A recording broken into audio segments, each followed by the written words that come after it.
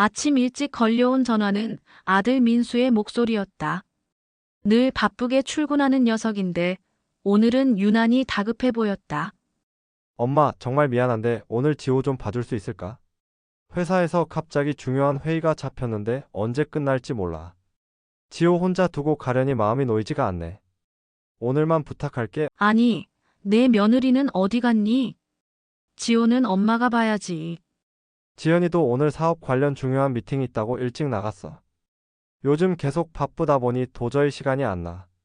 오늘은 진짜 엄마밖에 없네. 나의 가슴에 답답함과 짙은 걱정이 스쳤다. 지연은 몇 년 전부터 자신만의 사업을 한다며 바쁘게 뛰어다녔다. 아들 월급만으로도 충분히 살 수 있는데 굳이 큰 돈을 벌어야 한다며 집을 자주 비우는 모습이 늘 불안했다. 그러나 며느리가 당당히 내세우는 일이니 쉽게 반대할 수도 없었다. 알았다. 걱정 말고 회사 일 잘 보고 와라. 지호는 내가 책임질 테니. 민수는 안도의 숨을 내쉬며 웃음을 지었다. 역시 엄마밖에 없어. 고마워요, 엄마. 전화를 끊고 나니 집안이 괜히 쓸쓸해졌다. 남편을 일찍 여의고 민수를 혼자 키우며 살아온 지난 세월이 떠올랐다. 아들을 지키겠다고 뭐든 다 해주며 억척스럽게 살았는데 그 아들이 이제는 아내와 아이 사이에서 허덕이는 모습이 마음을 아리게 했다. 나는 곧장 장바구니를 들고 시장으로 향했다. 지호가 좋아하는 반찬은 직접 해주고 싶었다. 코다리를 사서 조림을 하고 잔멸치를 볶고 시금치와 콩나물 무침까지 준비했다. 냉장고에 두면 며칠은 든든할 반찬들이었다. 남들은 사서 고생이라 했겠지만 손주가 맛있게 먹는 모습을 보는 게 가장 큰 보람이었다. 월요일 아침 반찬이 가득 든 가방을 들고 버스에 올랐다. 차창밖 풍경이 스쳐가는 동안 마음속에는 묘한 긴장감이 깔려 있었다. 지호와 함께하는 시간은 즐겁겠지. 하지만 지연이와 또 마주해야 하는구나. 버스에서 내려 고층 아파트 단지 앞에 도착하자 발걸음은 조금 무거워졌다. 화려한 로비와 대리석 복도를 지나며 꼭 남의 옷을 빌려 입은 듯한 위화감을 느꼈다. 집 앞에서 초인종을 누르는 순간 가슴이 괜히 두근거렸다. 오늘은 무슨 일이 기다리고 있을까? 약속 시간보다 조금 서둘러 도착했다. 지호를 혼자 두는 게 마음에 걸렸기 때문이다. 초인종을 누르자 문이 열리고 지연이 모습을 드러냈다. 어머님 생각보다 일찍 오셨네요. 간단한 티셔츠에 머리를 대충 묶은 모습이었다. 화장은 하지 않았지만 급히 준비하는 긴장감이 얼굴에 드러났다. 응, 그냥 마음이 급해서 조금 서둘렀어. 지호 혼자 두면 불안하잖니. 지연은 억지로 미소를 지었다. 잘 오셨어요. 저도 이제 곧 나가야 해서 마침 다행이네요. 넓고 깔끔한 거실은 화려했지만 묘하게 싸늘한 기운이 감돌았다. 민수 말로는 오늘 중요한 미팅 있다고 하던데 어디 멀리 가니? 지연은 시선을 피하며 짧게 답했다. 네, 투자자들이랑 중요한 회의가 있어서요. 길어질 수도 있고 언제 끝날지 모르겠네요. 그녀의 목소리에는 묘한 날카로움이 배어 있었다. 마치 감추고 싶은 비밀을 지닌 사람처럼. 그래, 일이면 잘 다녀와라. 지호는 걱정 말고 맡겨도 된다. 네, 부탁드릴게요. 지호는 금방 유치원에서 올 거예요. 저는 잠깐 씻고 준비 좀 더 하고 나갈게요. 지연이 안방으로 향하자 부엌 창가 너머로 전화 목소리가 어렴풋이 흘러나왔다. 오늘 무조건 마무리 지어야 돼. 이번에도 미적거리면 다 물거품이야. 정신 똑바로 차려. 나는 손에 들고 있던 반찬통을 떨어뜨릴 뻔했다. 목소리는 다급했고 어딘가 위협적이었다. 곧 물 내리는 소리에 묻혀 더는 들리지 않았다. 잠시 후 정장 차림으로 나온 지연은 고급 가죽 가방을 들고 있었다. 어머님, 제가 늦을 수도 있으니까 지호 잘 부탁드릴게요. 오늘 하루만 정말 신세 좀 질게요. 걱정 말고 다녀와라. 지호는 내가 잘 챙길 테니. 지연이 나가자 집안은 싸늘한 정적에 잠겼다. 단둘뿐인 시간이 시작됐지만 나의 마음속엔 알 수 없는 불길한 예감이 스멀스멀 피어올랐다. 지연이 나간 뒤 집은 고요해졌다. 그러나 평화가 아닌 불안한 정막이었다. 나는 반찬을 정리하다가 부엌 구석에 놓인 낡은 천장 바구니를 발견했다. 번듯한 집과는 어울리지 않는 물건이었다. 이런 집에 이런 게 다 있나? 호기심에 들어올리니 묵직했다.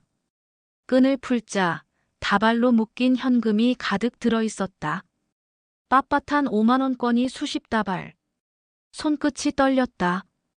그 밑에는 낡은 대학 노트와 태블릿 PC가 있었다. 노트를 펼치자 이름, 전화번호, 금액이 빼곡했다. 대부분 60, 80대 노인들의 이름이었고 옆에는 수백만 원에서 수천만 원의 금액이 적혀 있었다. 나는 온몸에 소름이 돋았다. 이건 단순한 장부가 아니야. 사기 명단이야. 지연의 다급한 목소리가 머릿속에 겹쳐졌다. 오늘 무조건 마무리 지어야 돼. 이번에도 미적거리면 다 물거품이야. 숨이 막혔다. 며느리가 큰 소리 치던 사업은 사업이 아니라 노인들을 상대로 한 다단계 사기였다. 내 며느리가 내 아들 민수의 아내가 우리 지호의 엄마가 이런 짓을 하고 있었다니. 황급히 장부와 태블릿을 다시 넣고 원래대로 덮었다. 그때 알람이 울렸다. 지호가 곧 유치원에서 돌아올 시간이었다. 지호를 유치원에서 데려오자 아이는 환하게 웃으며 달려왔다. 할머니! 우리 지호 잘 다녀왔어. 네, 보고 싶었어요. 할머니 해맑은 웃음에 불안이 잠시 잊혔지만 머릿속 한켠은 여전히 장바구니에 매달려 있었다. 잠시 뒤 거실에서 바스락거리는 소리가 들렸다. 지호가 장바구니를 끌어내고 있었다. 지호야, 그거 건드리면 안 돼. 지호는 장난스럽게 웃으며 장바구니를 열었다. 할머니, 이거 아빠 보물 아니에요? 돈이랑 노트가 잔뜩 있어요. 나의 심장이 철렁 내려앉았다. 아니야, 지호야. 그건 아빠 게 아니야. 그럼 엄마 거예요? 아빠는 그런 거 안 해요. 엄마가 맨날 큰돈 벌어오겠다고 했거든요. 그 말에 머리가 얼음처럼 굳었다. 맞다. 이건 지연의 것이었다. 우리 엄마 멋지죠? 친구들도 다 부러워해요. 우리 집 돈 많다고. 나는 숨이 막혔다. 아이의 자랑 뒤에는 수많은 노인들의 눈물이 있었다.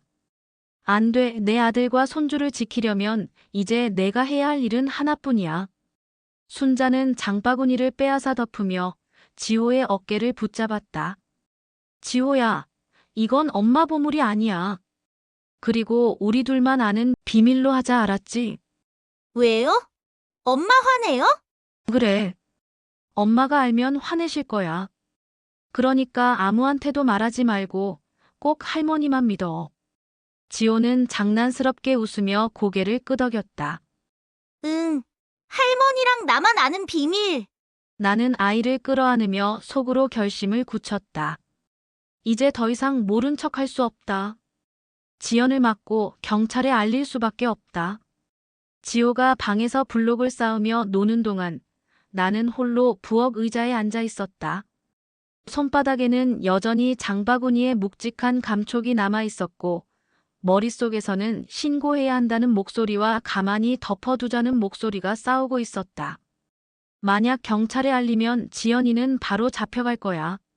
내 아들의 아내고 지호의 엄마인데 우리 가족이 산산조각 나버릴지도 몰라. 하지만 또 다른 목소리가 가슴을 파고들었다. 눈 감으면 더 많은 사람들이 당할 거야. 장부에 적힌 이름들, 모두 우리 또래 노인들이잖아. 내 친구일 수도 이웃일 수도 있어. 그리고 지호가 나중에 알게 된다면 자기 엄마가 사기꾼이었는데 할머니가 알고도 모른 척했다는 걸 그 아이의 삶은 어떻게 되겠어. 며칠 전 재산을 사기당했다며 울던 이웃 할머니의 얼굴이 떠올랐다. 그 눈물과 장부 속 이름들이 겹쳐지자 더는 외면할 수 없었다. 나는 방으로 들어가 문을 잠그고 장바구니를 꺼냈다. 돈다발, 장부 서류가 차례로 드러났다. 손이 떨리면서도 휴대폰을 켜 카메라로 하나하나 찍었다. 장부 속 이름, 돈다발, 서류 모든 것을 남겼다. 혹시라도 지연이 치워버리면 증거가 사라질지 몰라. 심장이 미친 듯 뛰었지만 멈출 수 없었다. 그때 방문 밖에서 지호의 목소리가 들렸다. 할머니, 나 목말라요. 주스 주세요. 나의 눈빛이 단단해졌다. 그래, 이 아이를 위해서라도 더는 도망칠 수 없어. 지연이가 이대로 계속 집에 있으면 민수도 지호도 망가져 버릴 거야. 나는 떨리는 손으로 112를 눌렀다. 제가 지금 아주 중요한 증거를 가지고 있습니다. 며느리가 어른들을 상대로 사기를 치고 있는 것 같아요. 장부랑 돈이랑 천천히 말씀하세요. 지금 계신 곳이 어디입니까? 나는 결국 아들 집 주소를 불러주었다. 그 순간 죄책감과 두려움이 가슴을 짓눌렀지만 동시에 하나의 결심이 세워졌다. 내 아들과 손주를 지키려면 이 길밖에 없다. 해가 지기 시작할 무렵 현관문 비밀번호 소리가 들렸다. 순간 심장이 철렁했다. 설마 지연이가 벌써? 그러나 곧 민수의 목소리가 들렸다. 엄마, 나 왔어요. 오늘 일이 생각보다 일찍 끝났네. 넥타이를 풀며 피곤한 얼굴로 들어오는 아들. 지호는 방에서 노래를 흥얼거리며 블록을 맞추고 있었다. 내가 벌써 왔구나. 나는 애써 평정을 가장했지만 목소리가 떨리는 걸 민수가 눈치챘다. 엄마, 무슨 일 있어요? 얼굴이 좀 창백한데. 나는 대답을 못했다. 경찰이 곧 도착할 텐데 어떻게 설명해야 할지 막막했다. 그때 초인종이 울렸다. 민수가 인터폰을 확인했다. 화면에는 양복 차림의 남자 2명이 서 있었다. 누구지, 엄마? 경찰이라고 하는데요. 나의 얼굴이 굳어갔다. 민수는 놀란 표정으로 물었다. 경찰이 왜 우리 집에 와 있어요? 현관문이 열리며 사복 차림의 형사 2명이 들어섰다. 김순자 어르신 되십니까? 전화 주신 분이 어르신 맞으시죠? 순자는 떨리는 손을 모으며 고개를 끄덕였다. 민수는 당황해 따졌다. 잠깐만요. 도대체 무슨 일입니까? 아드님, 저희는 다단계 투자 사기 전담팀입니다.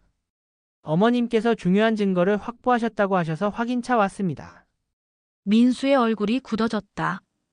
설마 지연이랑 관련된 거예요? 나는 결국 장바구니를 꺼내 테이블에 올려놓았다. 돈다발, 장부 서류가 쏟아졌다. 이게 뭐야, 엄마? 이게 대체 뭐냐고요? 민수야, 미안하다.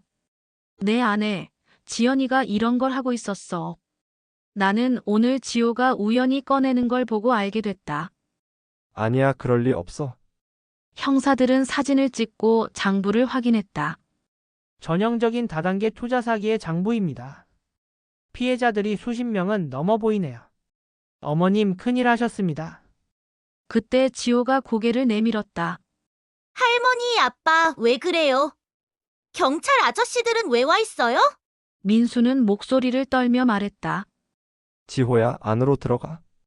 지금은 안 돼. 순자는 아이를 꼭 안으며 마음속으로 다짐했다. 그래, 이제 시작이다. 진실은 드러나고 말았다. 민수가 상처받을지라도 지호를 지키려면 내가 끝까지 버텨야 한다. 현관문이 열리며 지연이 들어왔다. 명품 가방을 든 채 화려하게 치장된 모습이었다. 거실 풍경을 본 순간 발걸음이 멈췄다. 테이블 위 장부와 돈다발, 경찰, 창백한 민수, 지호를 안고 있는 나. 형사가 신분증을 내밀며 말했다. 박지연 씨 맞습니까? 저희는 다단계 사기 전담팀입니다. 확인할 것이 있어 왔습니다. 지연의 시선은 곧장 순자에게 향했다. 어머님 설마 이걸. 나는 눈빛만으로 대답을 대신했다. 지연은 분노로 얼굴이 일그러졌다. 엄마, 설마 지연이를 범죄자라고 신고한 거예요? 민수야, 내 눈으로도 봤잖니.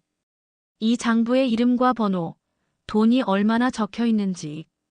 내 아내가 수많은 어르신들을 속인 거야. 장부? 그거 고객 관리 차원에서 정리해둔 거예요. 다단계니 사기니 그런 말들 다 모함이에요. 피해자 주민등록번호와 송금 금액까지 적힌 장부를 고객 관리라고 하기는 어렵습니다. 지연은 민수의 팔을 붙잡았다. 여보, 나 좀 믿어줘. 이건 다 누가 심어놓은 거야. 어머님이랑 경찰이 짜고 날 모함하는 거라고. 내가 이렇게 열심히 돈 벌어다 줬는데 이제 와서 죄인 취급해? 제발 아니라고 해줘. 나 정말 믿고 싶은데. 나는 스마트폰을 꺼내 사진을 보여주었다. 장부 속 이름들, 돈다발. 이게 그냥 사업으로 보여. 이 사람들 전부 우리처럼 자식과 손주를 위해 평생 고생한 어르신들이야. 그 돈을 내 아내가 빼앗은 거야. 이건 사업이 아니라 죄악이야. 거실이 얼어붙었다. 지호가 놀라 순자의 품에 얼굴을 묻었지만 물러설 수 없었다. 박지연 씨, 저희와 함께 가셔야겠습니다. 안 가. 난 아무 잘못 없어.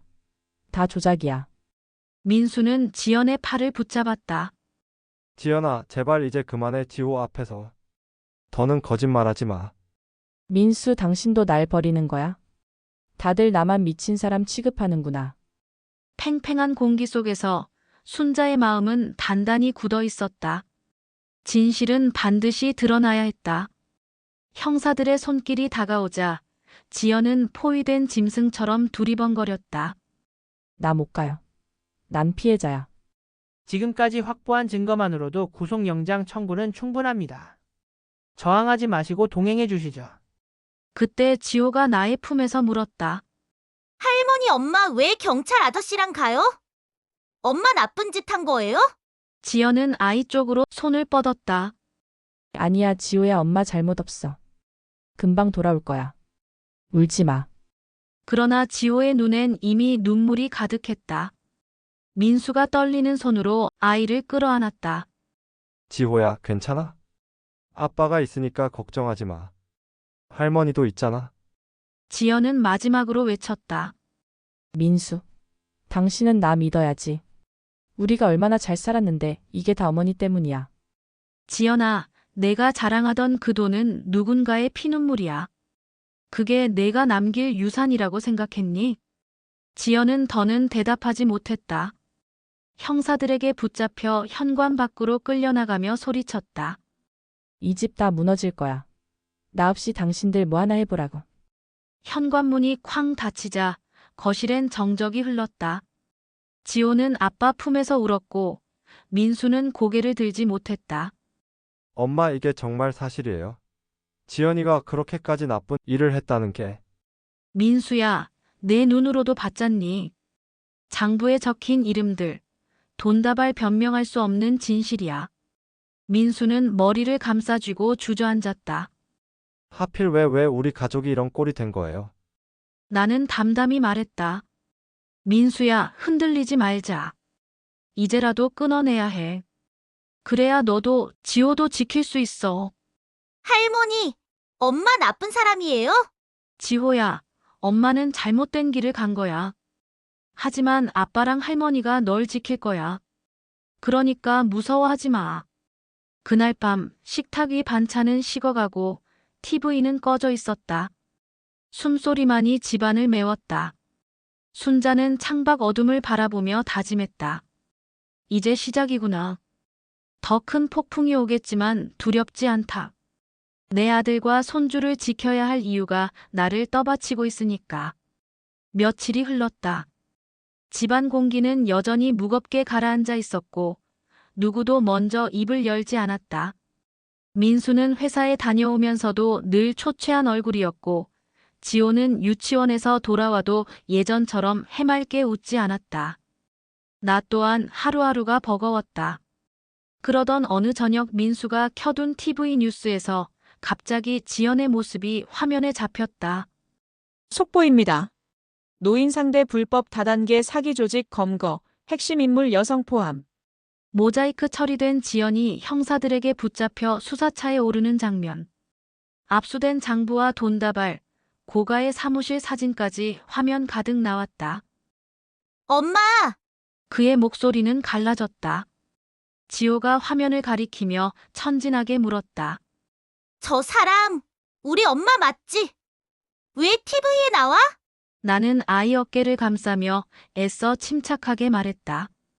지호야, 엄마가 잘못된 길을 택한 거야. 하지만 지호를 사랑하는 마음은 변하지 않아. 그건 꼭 믿어야 해. 뉴스는 계속 이어졌다. 피해자 대부분은 노년층으로 피고인 박지현 씨는 안정적인 투자와 큰 수익 보장을 내세우며 사람들을 끌어모은 뒤 신규 투자금으로 기존 투자자에게 이자를 주는 방식으로 불법 다단계를 운영했습니다. 피해자는 수십 명, 피해 금액은 수십억 원에 달합니다. 이어서 피해자들의 인터뷰가 흘러나왔다. 교회에서 아는 분이 소개해줬다기에 믿었지요. 적금 타서 넣었는데 다 날아갔습니다. 손주 대학 등록금 마련하려고 넣은 건데 우리 같은 노인들한테 이런 짓을 하다니 너무 억울합니다. 그 울음 섞인 목소리에 가슴이 찢어졌다. 민수는 두 손으로 얼굴을 감쌌다. 엄마, 난 이제 어떻게 해야 돼요? 지연이가 이런 짓을 했다는 게 믿기지가 않아요? 내 아내가 잘못한 건 사실이야. 하지만 이제라도 바로 잡아야 해. 피해자들의 고통을 외면하면 지호도 같은 굴레 속에서 자라게 돼. 진실을 외면하지 말자. 민수는 말없이 눈물을 삼켰다. 그날 밤 지호는 내 손을 꼭 잡은 채 잠들었다. 나는 그 작은 손을 쓰다듬으며 다시 다짐했다. 내 아들과 손주를 지키려면 끝까지 이 진실을 밝혀야 한다. 며칠 뒤 경찰서에서 연락이 왔다. 사건과 관련해 참고인 조사를 받아야 한다는 것이었다. 그날 밤 나는 잠을 이루지 못했다. 며느리의 잘못을 제 입으로 밝혀야 한다니 가슴이 무겁게 짓눌렸다. 하지만 지호 얼굴을 떠올리며 마음을 다잡았다. 다음 날 아침 단정히 옷을 차려입고 경찰서로 향했다. 조사실에 들어서자 형사가 자리에서 일어나 맞았다. 어머님 와주셔서 감사합니다. 편하게 앉으세요. 종이컵 커피를 받았지만 손이 덜덜 떨려 잡기가 어려웠다. 형사가 녹음기를 켜고 말했다. 발견하신 장부와 현금에 대해 처음부터 말씀해 주시겠습니까? 나는 숨을 고르고 이야기를 꺼냈다. 장바구니를 우연히 발견한 순간 안에 있던 돈다발과 장부 그리고 지연의 수상한 전화까지. 말하다 보니 눈물이 났지만 멈추지 않았다. 어머님 말씀은 기존 피해 진술과 정확히 맞아떨어집니다. 중요한 증언이 될 겁니다. 형사님, 지연이는 앞으로 어떻게 되는 겁니까? 형사는 잠시 나를 바라보다가 말했다. 박지현 씨는 조직적인 핵심 역할을 맡아왔습니다. 법의 심판을 피하기 어려울 겁니다. 그 말에 가슴이 철렁했지만 동시에 결심이 더 단단해졌다. 이대로 눈 감으면 내 아들과 손주까지 무너진다. 긴 조사가 끝나자 온몸이 녹초가 됐다. 형사는 고개 숙여 말했다. 힘든 결정하신 겁니다. 가족을 위해 용기 내신 거예요. 나는 말없이 고개를 끄덕였다. 경찰서를 나와 돌아오는 길, 버스 창밖 풍경은 평범했지만 마음은 돌덩이처럼 무거웠다. 그러나 답은 하나였다. 내 아들과 손주를 지키려면 이 길밖에 없다. 며칠 동안 지호를 돌보면서도 마음은 무겁게 가라앉아 있었다. 경찰에서 진술은 마쳤지만 머릿속에선 장부 속 이름들이 떠나지 않았다. 밤 휴대폰에 찍어둔 장부 사진을 다시 열었다. 하나하나 이름을 따라 읽다 멈췄다. 박말순, 1946. 숨이 턱 막혔다. 내 오랜 친구 말순이었다. 노인정에서 늘같이 화투치고 반찬 나누던 평생 친구나 다름없는 사이. 옆에는 5천만 원이 적혀 있었다. 다음 날 나는 곧장 말순의 집으로 갔다. 반지하 문을 두드리자 초췌한 얼굴이 나타났다. 순자야, 내가 웬일이야? 방 안은 퀴퀴했고 컵라면 용기와 소주병이 널려 있었다. 말순아, 솔직히 말해봐. 혹시 돈 잃은 거 아니니? 투자하라고 한 사람들한테. 말순은 무너져 울음을 터뜨렸다. 맞아. 나 바보지 큰 돈 번다길래 평생 모은 돈 다 넣었어. 집도 뺏기고 아들한테도 말 못하고 이제 어떻게 살아야 하니? 나는 친구 손을 꼭 잡고 함께 울었다.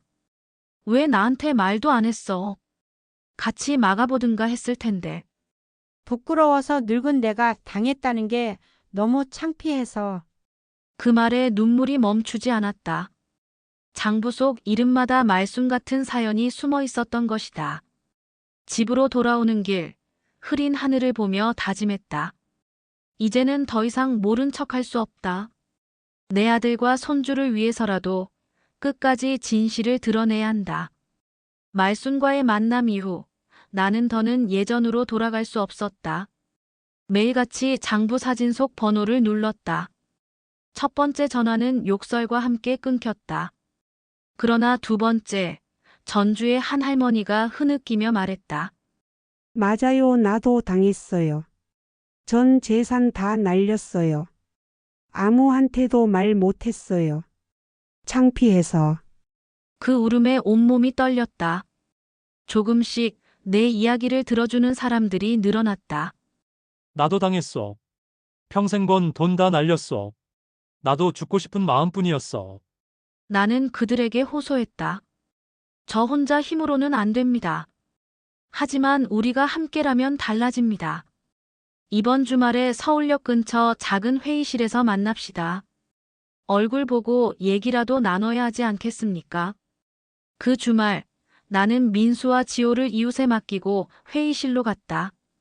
전국 각지에서 온 어르신들이 모여 앉아 있었다. 절망이 얼굴마다 드리워져 있었다. 사실 제 며느리가 여러분을 속인 범인 중 한 사람이었습니다. 그 죄를 제가 대신 사과드립니다. 회의실이 술렁였다. 한 할아버지가 벌떡 일어나 외쳤다. 무슨, 당신도 그쪽 편 아니야? 또 속이려는 거 아니야? 나는 눈물이 핑 돌았다. 그 순간 말순이 일어나 소리쳤다. 이 사람은 그런 사람 아니에요. 나 때문에 여기까지 나선 거예요. 이 친구 아니었으면 나는 이미 죽었을 겁니다. 분위기가 조금 누그러졌다. 나는 다시 호소했다. 우리가 서로 의심만 하면 저놈들은 감옥 안에서도 웃고 잘 살 겁니다. 돈을 잃은 것보다 더 무서운 건 우리가 이렇게 무너져 버리는 겁니다. 부디 함께 합시다. 회의실은 잠시 정적에 잠겼다가 곧 훌쩍임과 통곡으로 가득 찼다. 그날 우리는 다단계 사기 피해자 모임을 만들었다. 눈물로 시작된 만남이었지만 나는 느낄 수 있었다. 이제 혼자가 아니라는 것, 그리고 싸움이 이제 시작되었다는 것을. 뉴스에서 처음 사건이 다뤄진 건 며칠 전이었다. 경찰이 압수한 장부와 증거물이 화면에 스치듯 나왔고, 진행자는 최근 수백 명의 피해자를 낸 다단계 투자 사기 사건 핵심 증거가 확보됐다는 멘트로 마무리했다. 하지만 그 짧은 보도만으로는 사람들의 귀를 완전히 열기엔 부족했다. 피해자 모임에서 한 할머니가 조심스럽게 입을 열었다. 우리 목소리를 직접 세상에 들려주면 어떨까요? 뉴스 말고 특집 같은 데 나가서. 처음엔 다들 고개를 숙였다. 얼굴이 드러나는 게 두려웠기 때문이다. 하지만 곧 고개를 끄덕이는 사람들이 늘어났다. 잃은 건 돈뿐만 아니라 남은 인생, 자존심, 가족까지였으니 더는 숨어 올 수만은 없었다. 기자는 우리의 사정을 듣고 제안했다. 이번 사건을 심층 취재해 특집으로 편성하겠습니다. 피해자분들이 직접 목소리를 내주신다면 국민 모두가 이 사기의 실체를 알게 될 겁니다.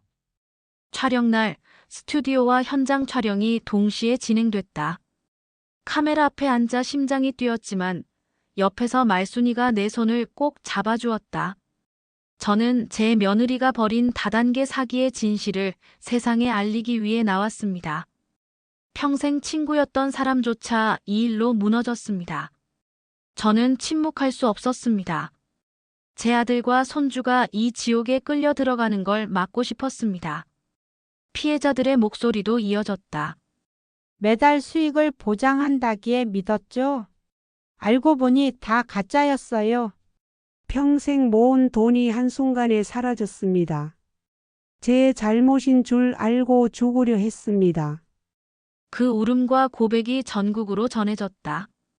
며칠 뒤 메인 뉴스는 긴급 심층 특집으로 편성되었다.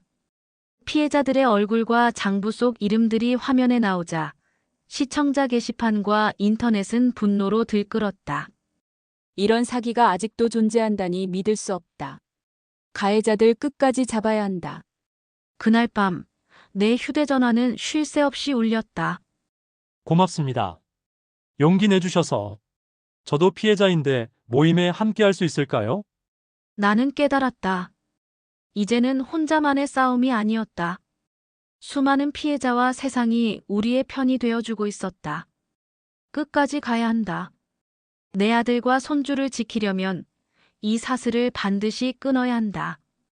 특집 방송이 끝난 밤, 거실은 숨막히듯 고요했다. 텔레비전은 꺼져 있었지만 방금 전 피해자들의 울음이 아직도 벽에 메아리처럼 남아있는 듯했다. 민수는 말없이 소파에 앉아 두 손으로 얼굴을 감쌌다. 엄마, 지연이가 정말 저런 일을 한 거예요? 나는 대답하지 못했다. 무겁게 고개만 끄덕였다. 민수는 마치 심장을 도려낸 듯 몸을 움츠렸다. 나는 그냥 평범하게 살고 싶었는데 왜 우리 가정이? 그의 목소리는 흐느낌으로 번졌다. 나는 아들의 등을 쓸어주며 말했다. 민수야, 내 잘못이 아니야. 너 때문이 아니야.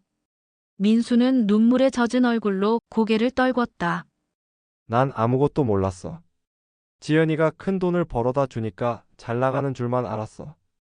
회사 다니면서도 자랑스러웠는데 그런데 그의 눈물이 무릎을 적셨다. 나는 직감했다.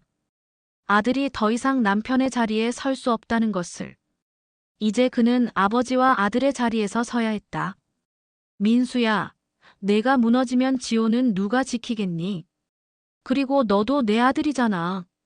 내가 널 포기하지 않았듯 너도 내 아들을 포기하면 안 된다. 민수는 떨리는 눈빛으로 나를 바라봤다. 깊은 슬픔 속에 꺼지지 않은 불씨 같은 무언가가 숨어 있었다. 그날 밤 그는 내 무릎에 얼굴을 묻고 한참을 울었다. 나는 그 울음을 다 받아내야 했다. 울음이 끝나야 비로소 다시 일어설 수 있으니까. 얼마 후 재판이 시작되었다. 법정안은 숨소리조차 무겁게 울렸다.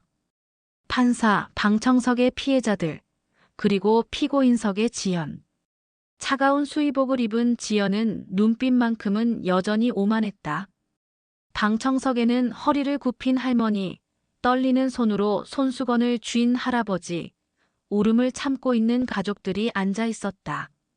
내 옆에는 민수가 굳은 얼굴로 앉아 있었고, 지호는 내 손을 꼭 잡고 속삭였다.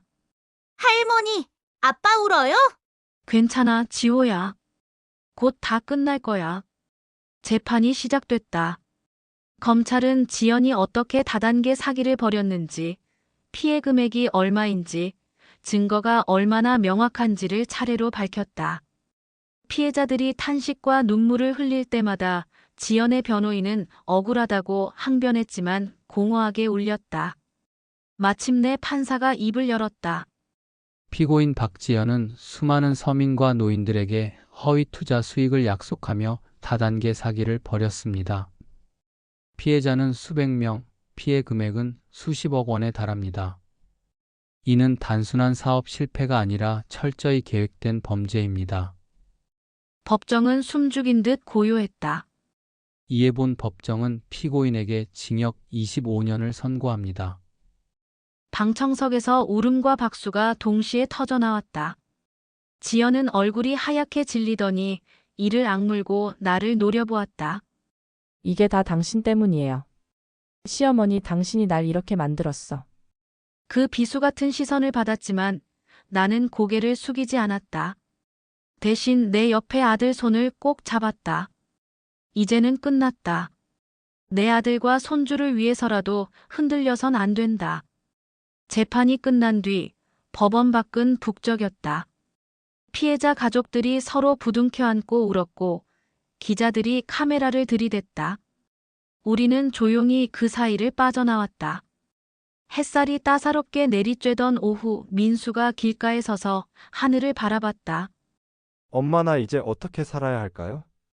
그의 목소리는 허탈했지만 새로운 결심이 담겨 있었다. 나는 아들의 어깨를 붙잡았다. 민수야, 이제부터 다시 시작하면 돼. 내가 흔들리면 지호가 무너져. 우리 가족, 이제라도 바르게 살아가면 된다. 지호가 내 손을 꼭 잡으며 말했다.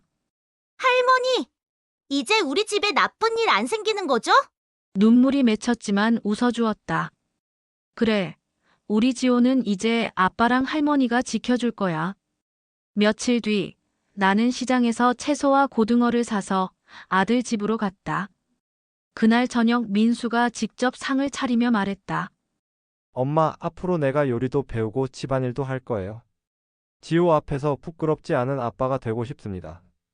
나는 밥상을 바라봤다. 김치찌개 한 냄비, 고등어 한 마리. 그러나 세상 어디에도 없는 값진 밥상이었다. 우리 아빠 최고. 우리 할머니 최고. 우리는 서로를 바라보다가 웃음을 터뜨렸다. 그 웃음 속에는 지난 고통과 눈물, 그리고 다시 시작하겠다는 다짐이 담겨 있었다. 나는 속으로 기도했다. 그래, 가진 건 없지만 이 두 사람만 있으면 돼. 이제는 더 이상 흔들리지 말고 평범하게 서로를 지켜주며 살자. 창문 너머 달빛이 식탁 위를 환히 비췄다. 나는 그 빛을 바라보며 마음 깊이 새겼다. 내 아들과 손주를 위해 내린 선택, 그걸로 충분하다. 그게 내가 지켜야 할 삶이다. 사연을 잘 들으셨나요? 재미있게 보였다면 구독, 좋아요 부탁드립니다. 감사합니다.